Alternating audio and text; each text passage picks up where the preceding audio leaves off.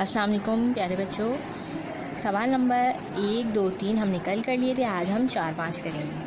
ٹھیک ہے، تو سوال نمبر 4 ہے، جب مکے میں قحط پڑا تو کفار مکہ نے کیا کیا؟ اس کا جواب ہے پیج نمبر 4 پہ.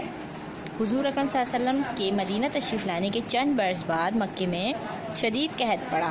بھوک کے ہاتھوں مجبور ہو کر لوگ مردار اور ہڈیاں کھانے لگے.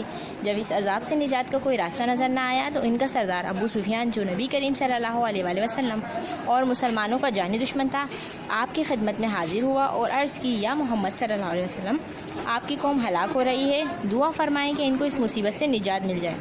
ٹھیک ہے، یہاں تک یہ ہو گیا کوشچن نمبر 4.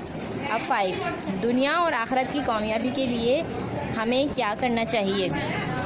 ٹھیک ہے، تو ہمارا یہ فرض ہے کہ ہم اپنے پیارے نبی صلی اللہ علیہ وسلم کی سیرت کا مطالعہ کریں، ان کی بتائی ہوئی باتوں پر عمل کریں، اور دنیا اور آخرت کی کامیابی کے لیے آپ صلی اللہ علیہ وسلم کی پیروی ضروری ہے.